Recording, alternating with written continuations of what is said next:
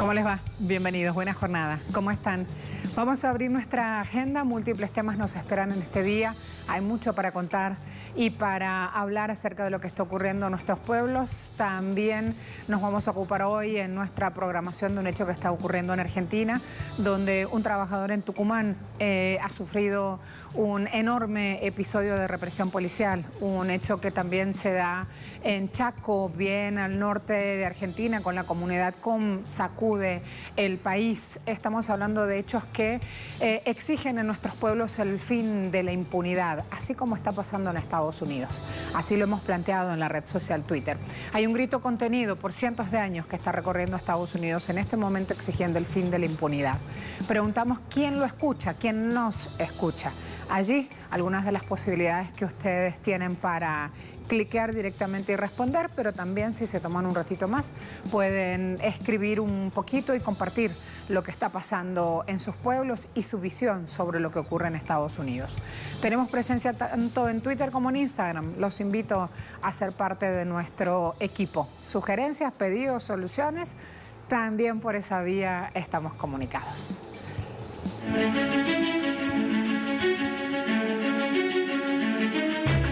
Continúan las protestas en más de 100 ciudades de los Estados Unidos pese a la represión policial y las amenazas del presidente Donald Trump, que pretende desplegar al ejército y la Guardia Nacional contra los manifestantes. Los toques de queda y los enfrentamientos con la policía no detienen a los manifestantes de diversas organizaciones sociales que rechazan la violencia y la discriminación contra la comunidad afroamericana. El detonante de este estallido social fue el asesinato de George Floyd, un afrodescendiente de 46 años que murió durante su arresto cuando uno de los policías ejerció presión con su rodilla sobre el cuello del infortunado. Minneapolis, junto a las principales ciudades del país como Nueva York y Washington, continúan movilizadas. Numerosas personas han sido detenidas después de los saqueos e incendios registrados en diversos establecimientos comerciales.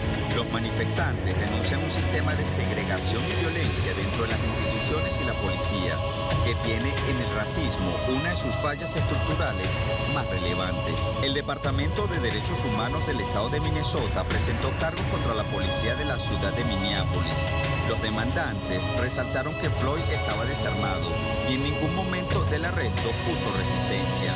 Una autopsia solicitada por la familia de Floyd corroboró que su muerte fue causada por asfixia debido a la compresión del cuello y la espalda que condujo a la falta de flujo sanguíneo al cerebro. Hoy en Agenda Abierta trataremos el estallido social del pueblo estadounidense frente a un gobierno que no da respuesta ante la crisis dejada por la pandemia de la COVID-19 y moviliza el rechazo de todo un orden económico y social liderado por el presidente Donald Trump.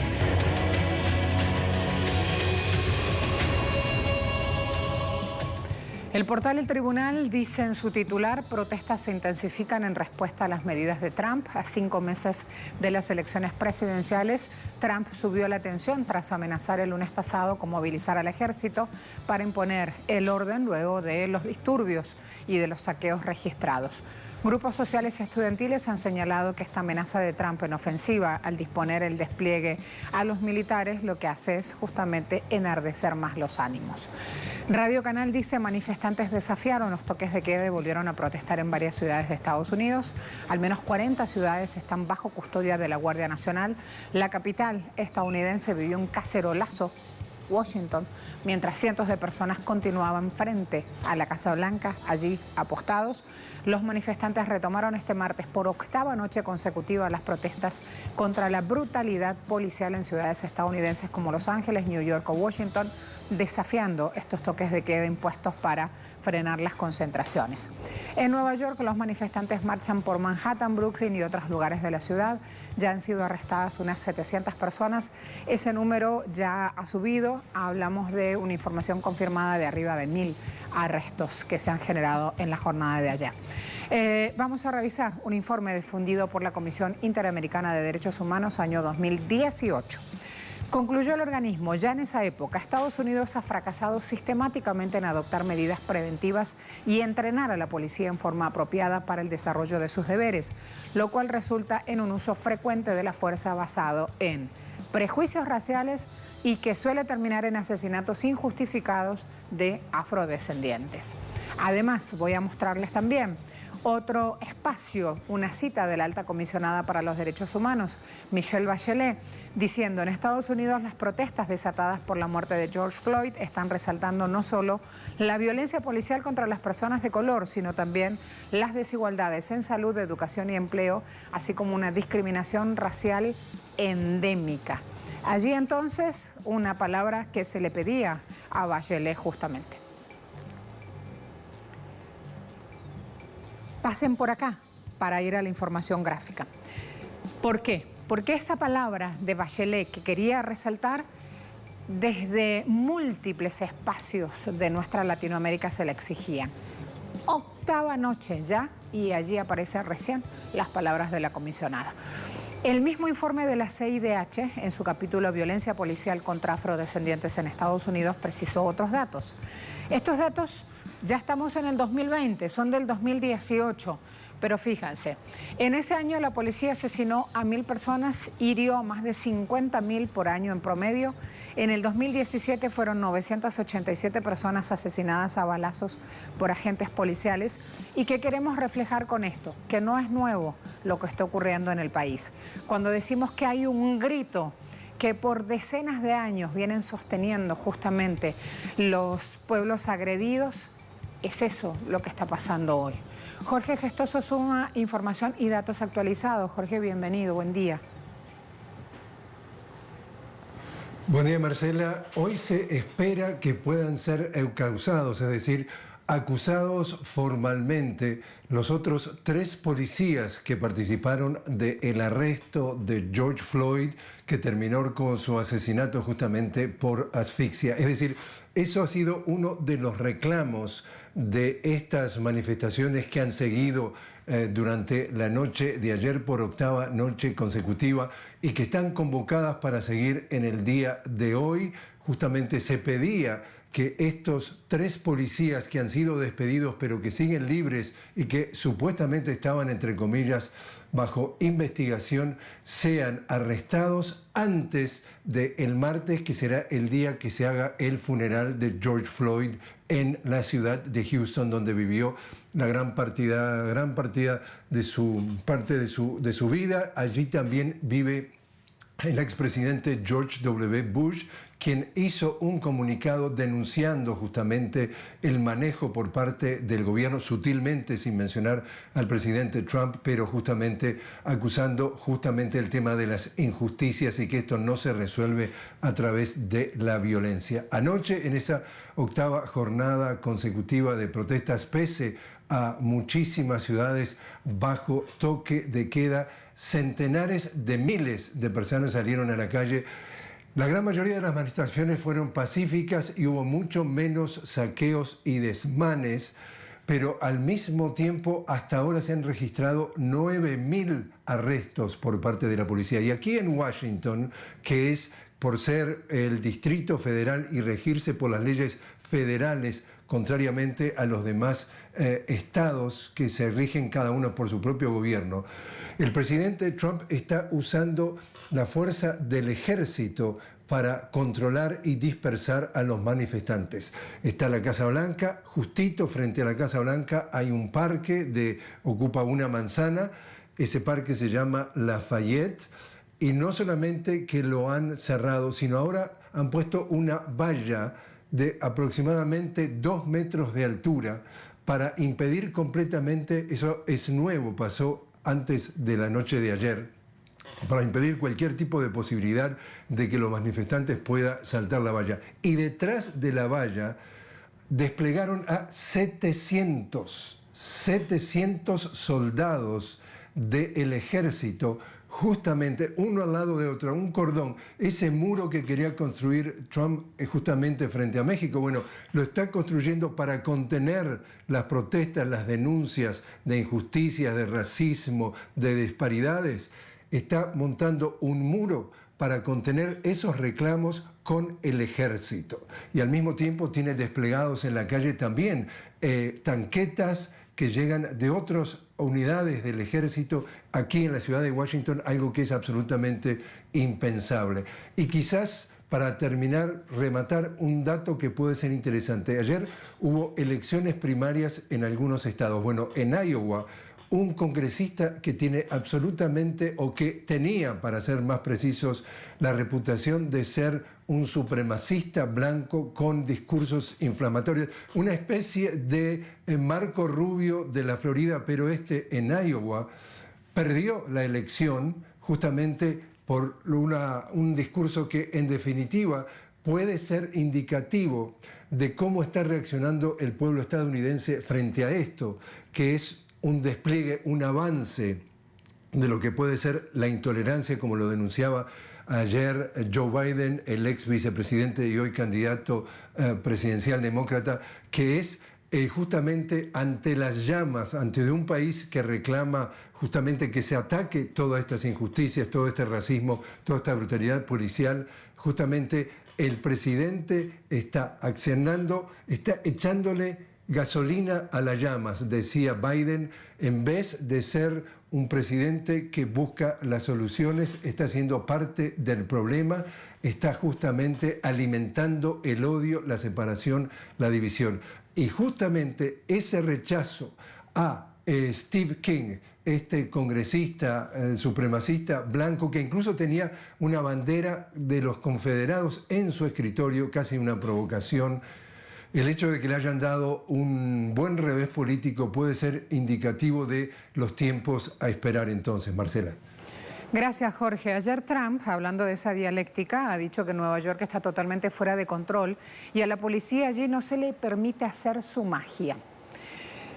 Voy de inmediato al análisis. Con esas palabras y con esta idea, sumo información ya de James Early, miembro del Consejo del Instituto de Estudios Políticos de Washington, D.C. James, buen día, bienvenido. Buen día, gracias. Gracias a usted por acompañarnos. La Casa Blanca reconoce la presencia de racismo institucional en Estados Unidos y califica de asesinato la muerte de Floyd. Habló la asesora presidencial Kellyanne Conway. Me pregunto si alcanza o si simplemente se trata de paños fríos para bajar este momento de tensión en el país. Bueno, debemos entender primeramente que estamos experimentando una escala de represión del poder del Estado muy similar a otros lugares alrededor del mundo. Exfuncionarios de la Agencia de Inteligencia Central, la CIA, han descrito este momento con similitud a declive o colapso de gobiernos en otras partes del mundo. Es el contexto en que estamos viviendo y es más de Trump, porque hay en la última semana casi 60 millones de ciudadanos debajo de toque de queda en más de 200 ciudades y 27 estados. Impulsado por la rabia justa de ciudadanos afroestadounidenses y aliados humanísticos a través de varios sectores de la población contra la represión policial contra los afroestadounidenses en particular. La historia de siglos, no de decenios de años, de siglos, conectado a la historia de esclavitud cuando los africanos esclavizados eran la propiedad primaria a proteger para las clases altas, y estamos experimentando este ethos muy informado la historia y la cultura del espacio público de los Estados Unidos. Entonces, este es el contexto de represión, no solamente de Donald Trump, con espacios militarizados, con vehículos armados, con helicópteros que giraban encima de los manifestantes a través del país. James, también hemos chequeado voces internacionales y no solo voces locales ahora de último minuto. Y Sájarova, la portavoz rusa, ha dicho que Estados Unidos pierde el derecho de hacer comentarios sobre derechos humanos frente a la situación en su país. Así que también ya esta voz empieza a instalarse fuera de territorio estadounidense. Quiero preguntarle su opinión sobre los comentarios de la portavoz rusa. Bueno, es más del comentarios de portavoz de Rusia alrededor del mundo, en el continente de África, en Brasil, en Venezuela, en Cuba, en Europa, a Francia, Inglaterra. Hay manifestaciones alrededor del mundo en solidaridad con la lucha para justicia para los afroestadounidenses, pero también en reacción de que el eje de autoritarismo y neofascismo es aquí en los Estados Unidos, en que hay personas centrales de organizar alrededor del mundo, reaccionarios, por ejemplo, en conexión a Bolsonaro en Brasil o el presidente de Hungría. Es el eje de estas organizaciones. La semana pasada, 2 semanas pasadas, se inauguró una nueva frente internacional de progresistas internacionales conectado al Instituto de Bernie Sanders, Sanders Institute aquí en los Estados Unidos, a coordinar una ofensiva similar a la solidaridad alrededor del mundo en conexión de estas manifestaciones, estos protestantes contra la injusticia aquí en los Estados Unidos. Entonces es más de Rusia, es en todo el mundo. Y para la audiencia latinoamericana y el Caribe deben entender que este momento en los Estados Unidos ha impulsado mucho más discursos profundos sobre racismo en América Latina, en Argentina, en Brasil, los asesinatos cada día de los afrocolombianos en Colombia, la situación grave de un país afrodescendiente en Haití.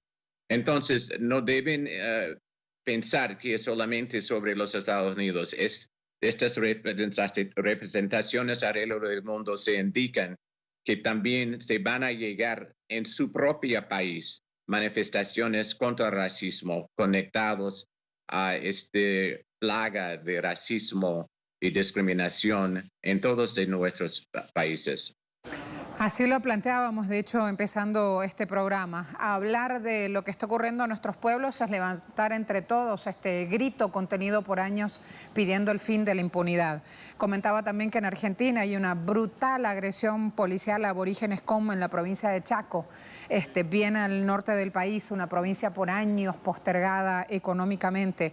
Y estos aborígenes han sufrido el día 31 episodios terribles de historias que nos remontan a épocas feudales, a tratos esclavistas, a horrores contra el alma de los seres humanos.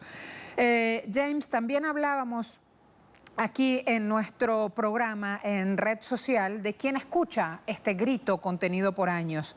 Y hay respuestas muy interesantes que quiero compartir con usted por lo que implica y por lo que implica abrir en lo político el debate.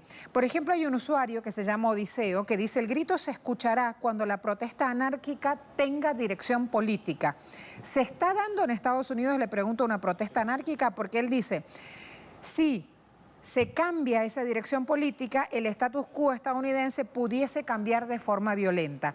Le pregunto, ¿es así? ¿Es un grito anárquico o va justamente reflejando otro tipo de postura ciudadana frente al manejo que hace Trump de su fuerza militar?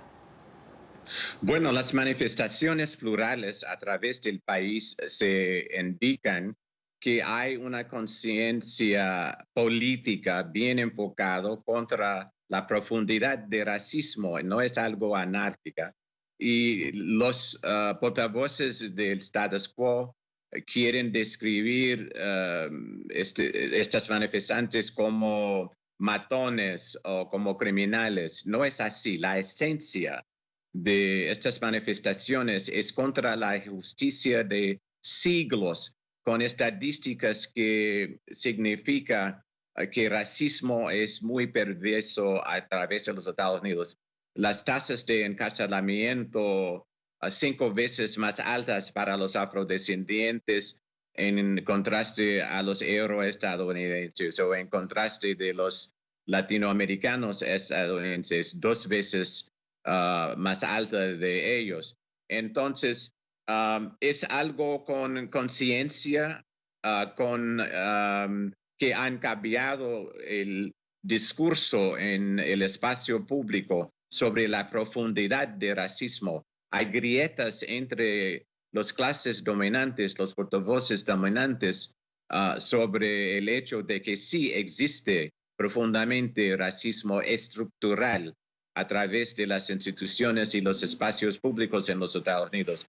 Entonces va a ser muy difícil a sostener a manifestaciones cada día, pero algo está cambiando dentro del espacio público y van a proveer una nueva plataforma a avanzar sobre la profundidad de racismo en el contexto de un sistema económico que no se funciona no solamente para los afrodescendientes o los latinos o asiáticos estadounidenses, pero no se funciona ni tampoco para los euros estadounidenses, los jóvenes adultos que son grande parte de las manifestaciones a través del país, que se refleja su solidaridad con los afrodescendientes, pero también se refleja que no se funciona el sistema para ellos.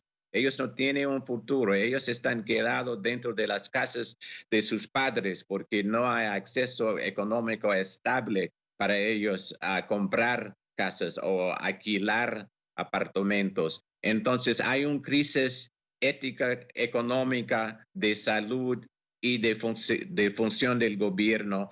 Y hay ciudadanos proactivos impulsando un proceso para el próximo paso de cambio. Entonces, vamos a solidarizarnos con ellos y también sobre este asunto racial.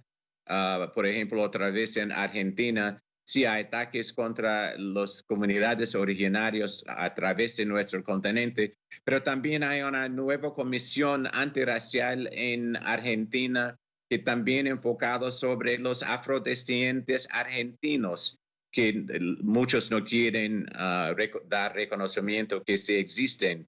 La Casa Malcolm, por ejemplo, es una muy conectado a esta comisión nueva en Argentina y con otros centros antirracistas a través de nuestro continente.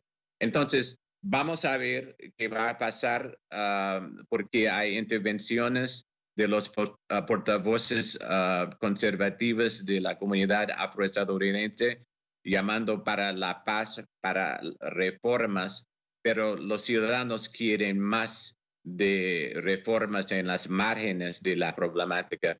El discurso nuevo es enfocado sobre el sistema de racismo fundamental, transversal en todos los rangos de las políticas y aspectos de la vida social aquí en los Estados Unidos. Hay un punto geográfico que no estamos abordando y que también vale la pena mirar lo que está pasando y es en suelo europeo, James, donde también se han dado manifestaciones a favor de cambios en nuestros sistemas gubernamentales que echen abajo esta vieja postura racista con estos viejos métodos que ya vemos no nos funcionan justamente para el bienestar ciudadano, sino que todo lo contrario, atentan contra nuestra vida. Y es importante esa voz desde Europa, porque es Europa quien recibe a cientos, a miles de africanos y no los recibe bien precisamente cuando hay todo un mar que se ha convertido hoy por hoy en un cementerio.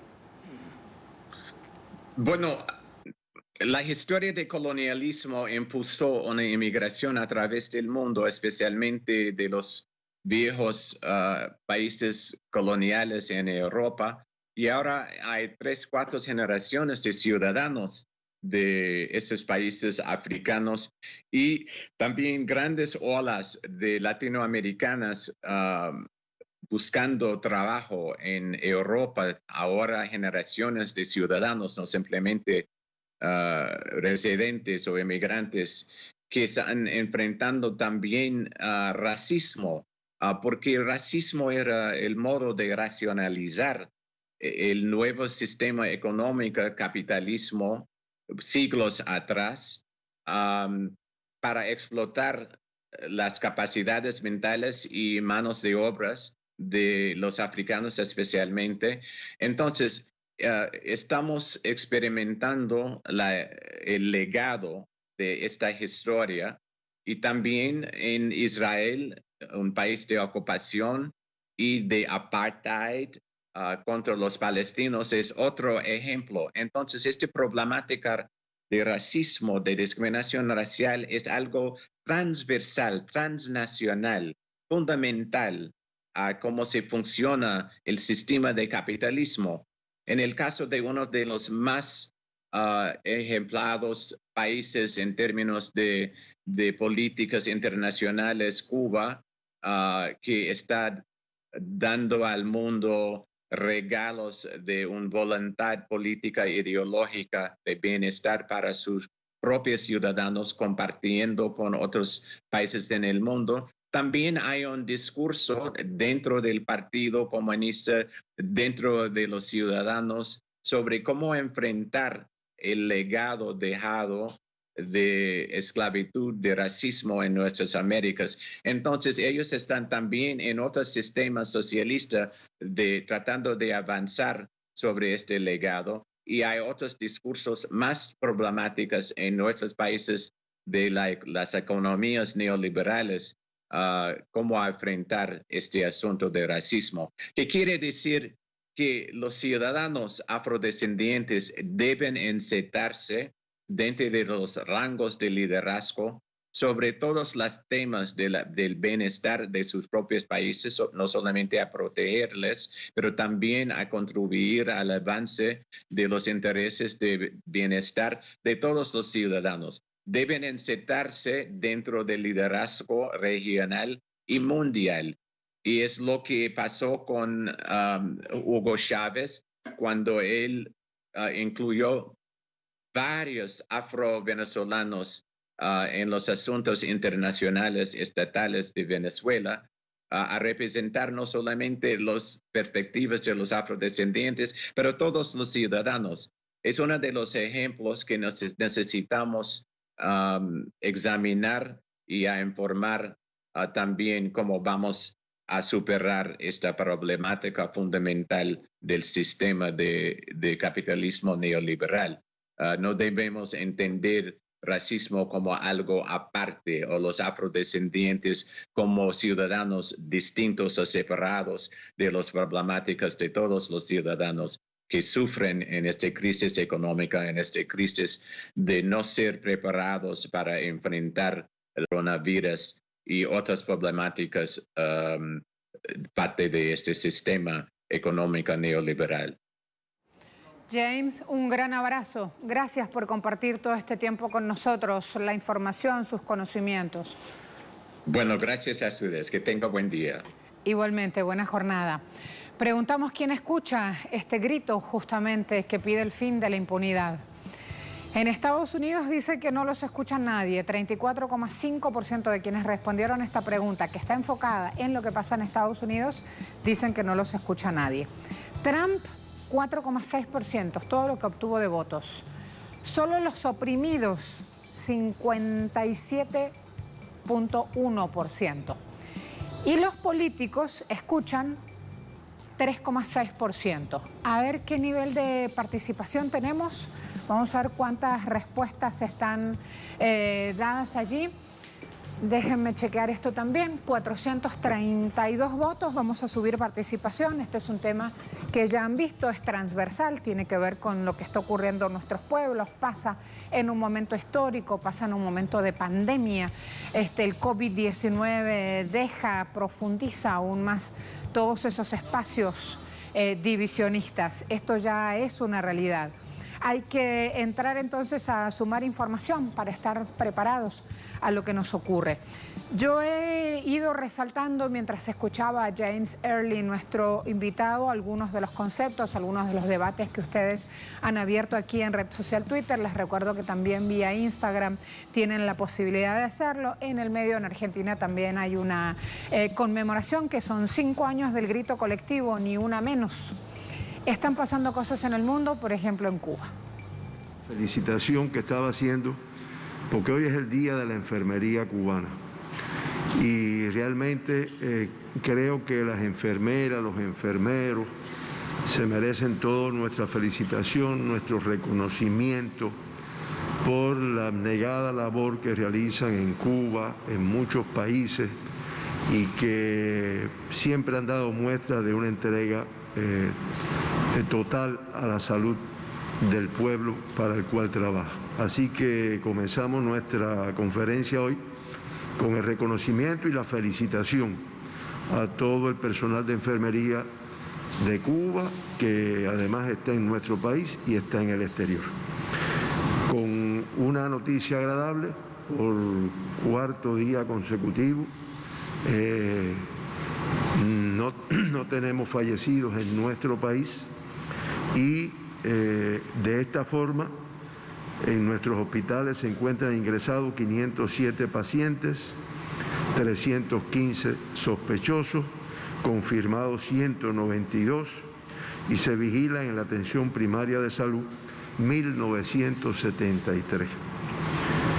Para detectar el SARS-CoV-2 y la COVID-19 se estudiaron ayer 1.960 muestras en los laboratorios de biología molecular del Instituto de Medicina Tropical Pedro Curí, 857, en los del Laboratorio de Biología Molecular del Centro Provincial de Higiene, Epidemiología y Microbiología de La Habana, 282, el de Villa Clara, 248, el de Santiago de Cuba, 210, el del Centro de Ingeniería Genética y Biotecnología, 188, y del Hospital Hermanos Amejeira, 175.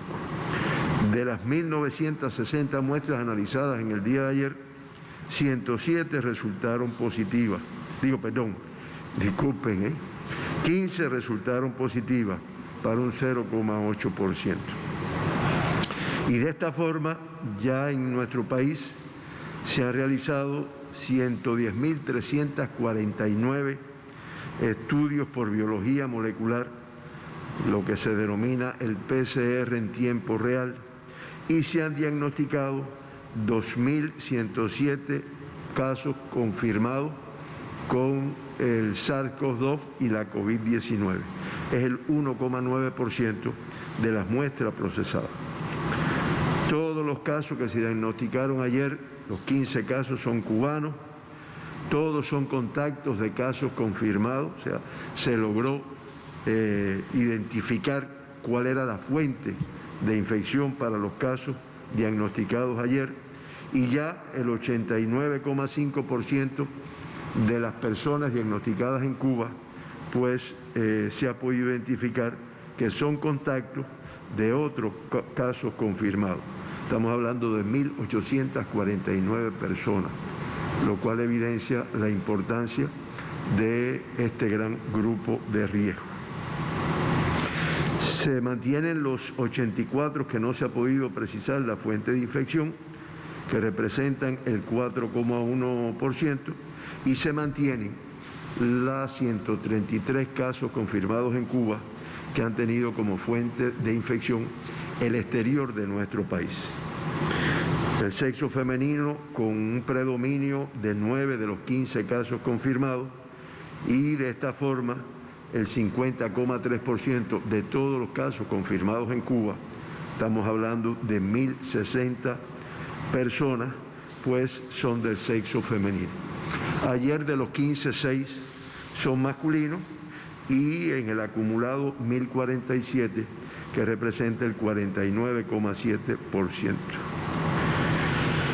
Importante, 11 de los 15 en el momento que se hizo el diagnóstico eran asintomáticos.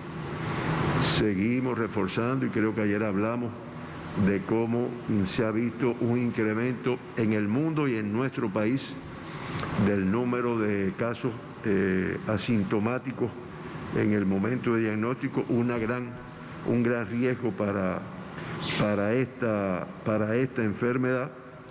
Y ya se acumulan 1.104 personas, ya es el 52,4% de los casos diagnosticados que en el momento del diagnóstico están totalmente asintomáticos.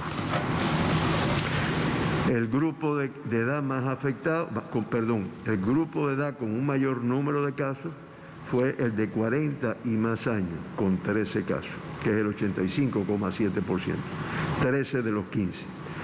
No se diagnosticó en el día de ayer ningún niño con la enfermedad y de esta forma se mantienen los 235 niños confirmados en nuestro país, de los cuales ya en estos momentos 208 están de alta.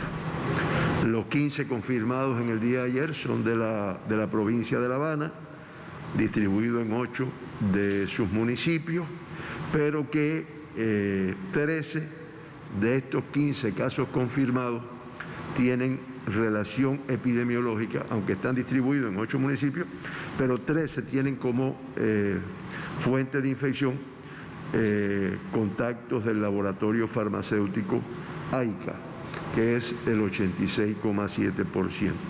Por lo tanto, 13 tienen el nexo epidemiológico con la situación que se nos ha dado, la transmisión que se ha dado en este laboratorio. De esta forma, bueno, pues en Cuba la tasa mayor, como es natural, tasa de incidencia de casos confirmados por 100.000 habitantes, la tasa mayor pues la tiene La Habana, con un 8,24 por 100.000 habitantes, le sigue Matanzas con una tasa de 2,92, Artemisa con una cifra menor, 0,97, y Ciego de Ávila 0,69. Y hoy podemos decir que 11 provincias y el municipio especial Isla de la Juventud no confirman casos de COVID-19 desde hace 15 días. Hoy se incorporó la provincia de Villa Clara. En esta situación está Villa Clara, Las Tunas, Pinar del Río, Granma, Mayabeque, Cienfuegos, Santi Espíritu, Camagüey, Holguín, Santiago de Cuba, Guantánamo y, como dijimos, el municipio especial Isla de la Juventud. Y ustedes dirán, bueno, pero es que todos los días lo repite, es que lo tengo que repetir, porque esto nos demuestra que si cumplimos con todo lo que está indicado, es factible el control de esta enfermedad. Si lo han demostrado 11 territorios de nuestro país, pues indiscutiblemente lo podemos. Es verdad que en algunos lugares la complejidad epidemiológica lo hace más difícil, pero también está en nuestras manos, está en manos de la población cubana, de los organismos cubanos, pues que se logre este éxito que podamos tener en un momento determinado más adelante. De los 2.107 pacientes diagnosticados con la enfermedad, hoy se mantienen ingresados 192. Son los casos activos que tenemos en estos momentos. Factor favorable que de esos 192, 188, o sea, el 97,9%, tienen una evolución clínica estable. Siempre informamos el lamentable fallecimiento de 83 personas, ninguna en el día de hoy, ninguna en los últimos 4 días, los 2 evacuados de principio de la pandemia y en el día de ayer 3 altas, lo cual crea un balance que no es positivo desde el punto de vista de que tenemos más ingresos que altas. Claro, esto está determinado por el número de casos confirmados que hemos tenido en algunos de los últimos días. De esta forma, ya 1.830 pacientes en nuestro país, el 86,9%, se han recuperado, están de alta en diferentes momentos de incorporación a la actividad de esas personas.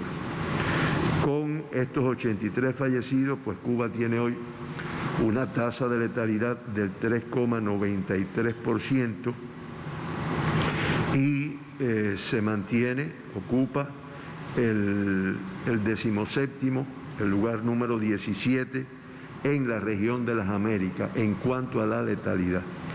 La letalidad en la región de las Américas hoy es del 5,59%, Cuba con un 3,93%, pues ocupa el lugar número 17.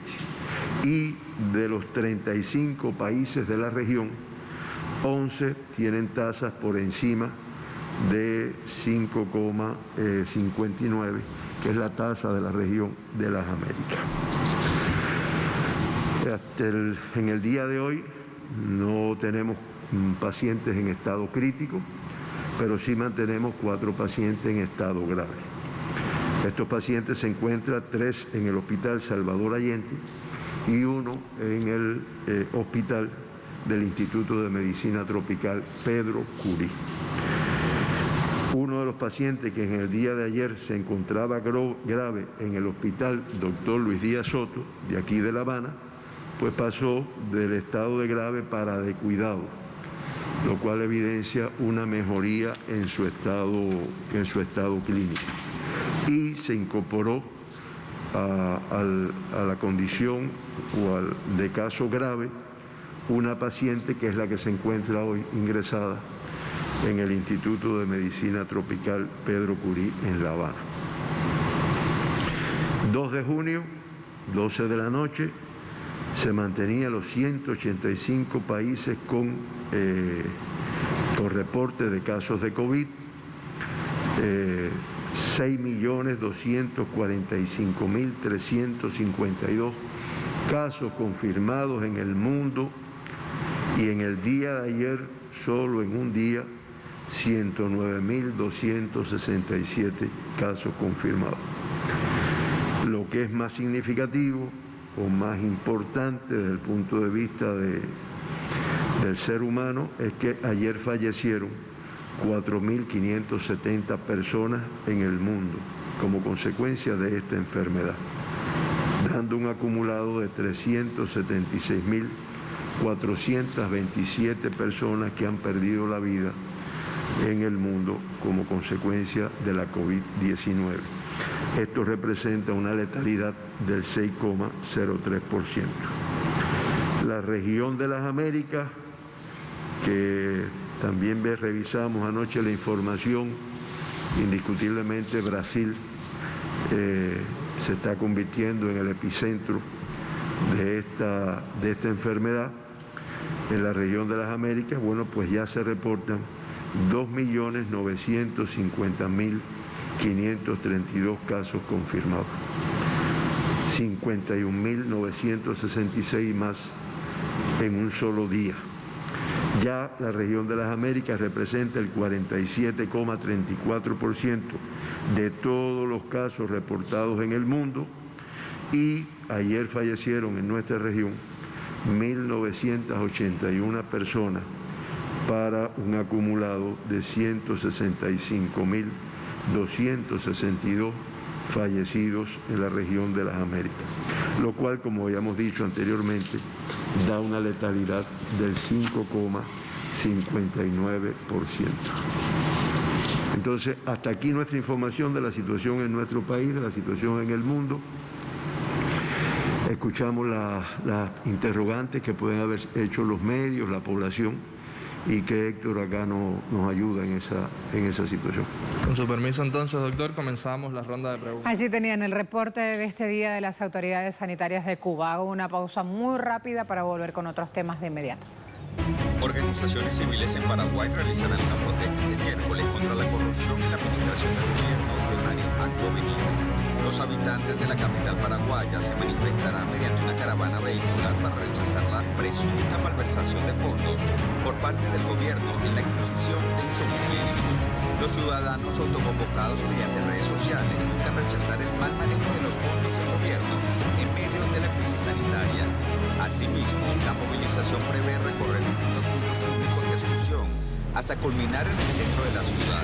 Esta mañana en Agenda Abierta daremos seguimiento al malestar social en Paraguay, producido por la gestión del Ejecutivo en medio de la crisis pandémica de la COVID-19.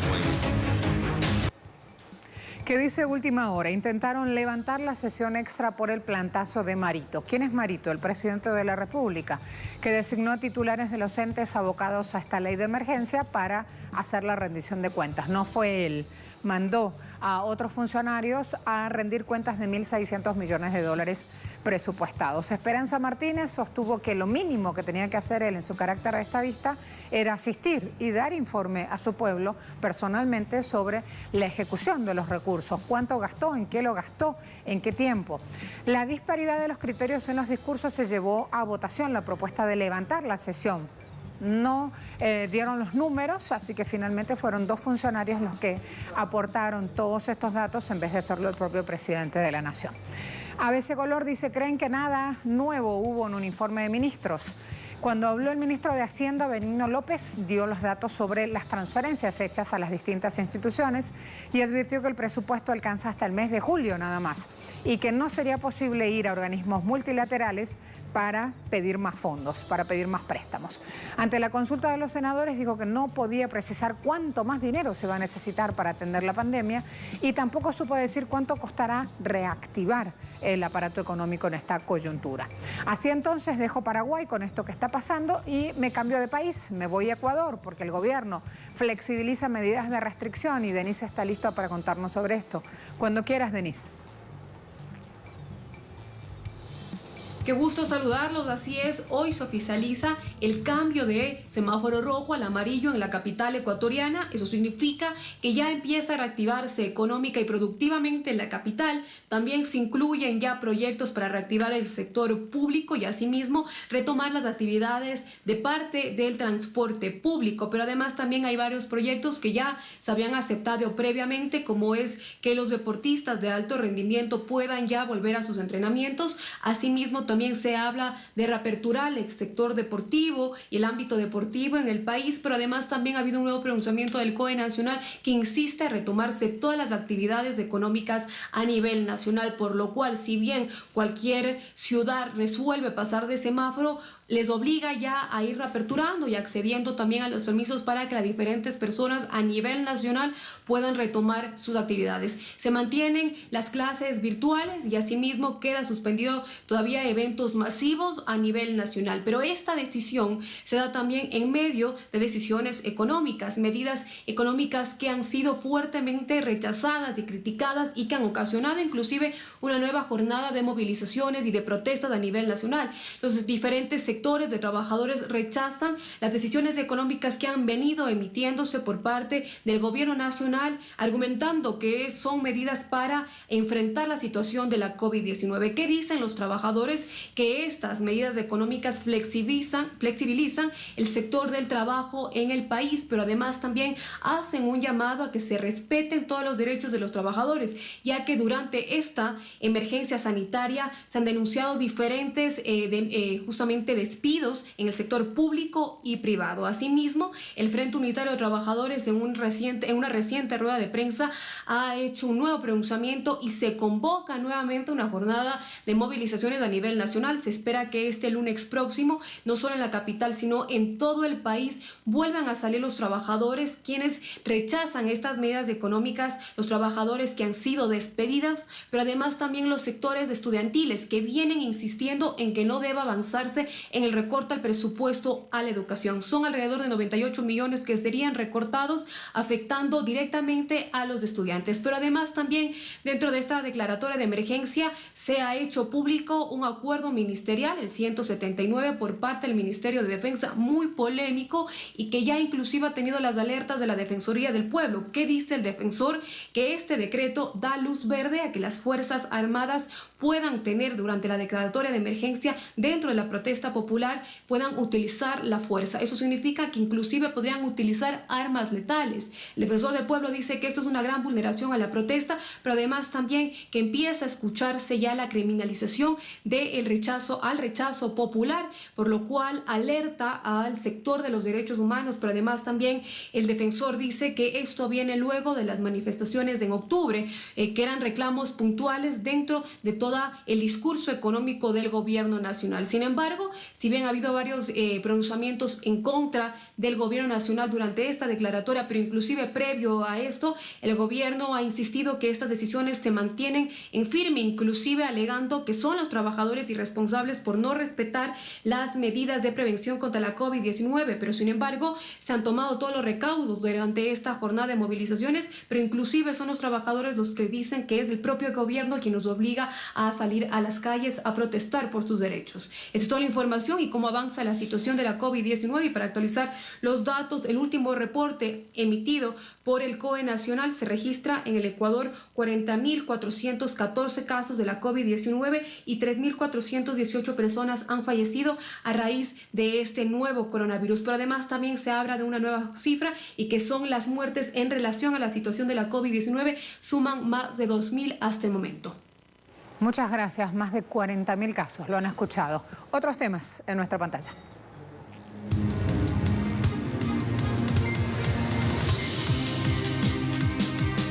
Representantes del Estatal de Energía Eléctrica de Puerto Rico plantean la privatización de la empresa para el mes de agosto de este año.